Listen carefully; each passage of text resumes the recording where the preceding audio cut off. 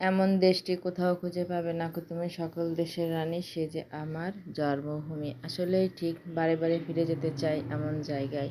এটা একটু শীতের সময়ের ভিডিও। আমরা শহর থেকে গ্রামের ভিতর গেছিলাম। তো গাইস, আসসালামু আলাইকুম। আমাদের পুরো ভিডিওটা দেখার জন্য আমাদের সঙ্গে থাকুন।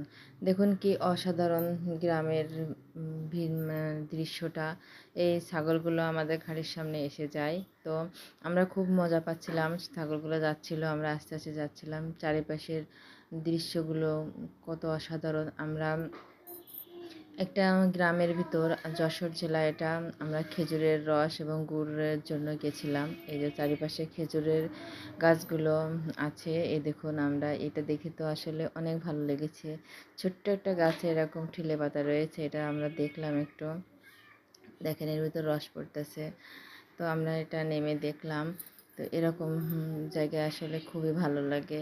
চারিপাশটা কত সুন্দর, মানে মনটা ফ্রেশ হয়ে যায় এমন জায়গায় গেলে।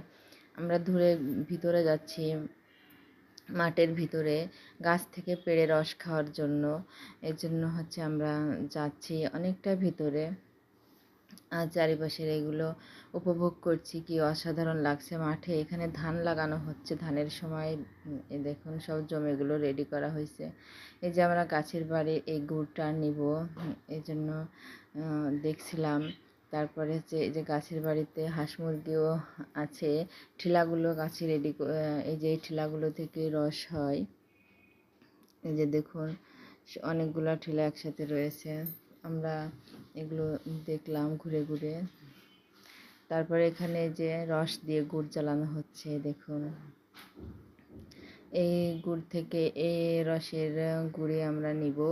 এখানে কিছু ছাগল যাচ্ছিল মাঠ থেকে খেয়ে, ওরা হচ্ছে বাসায় ফিরে যাচ্ছে। দেখুন গ্রামটা আসলে এমনই হয়। এই দেখুন কিছু শিক কাবাব রয়েছে এখানে, অসাধারণভাবে রেখেছে। দেখুন কত শিক কাবাব। এই যে যারা দেখেননি তারাও দেখে নিন। এই দেখুন মাঠের পাশে নেড়ে নেড়ে রেখেছে, দুপাশে খেজুরের গাছ, ঠেলা পাতা রয়েছে গাছে। আমাদের দেখে অনেক ভালো লেগেছে এগুলো, এত চমৎকার এটা দেখতে। খুব মানে সে দেখুন অনেক দূর পর্যন্ত মাঠে ধান লাগানোর জন্য রেডি করা হচ্ছে। তারপরে এরকম খোলামেলা জায়গা, এক কথায় অসাধারণ লেগেছিল।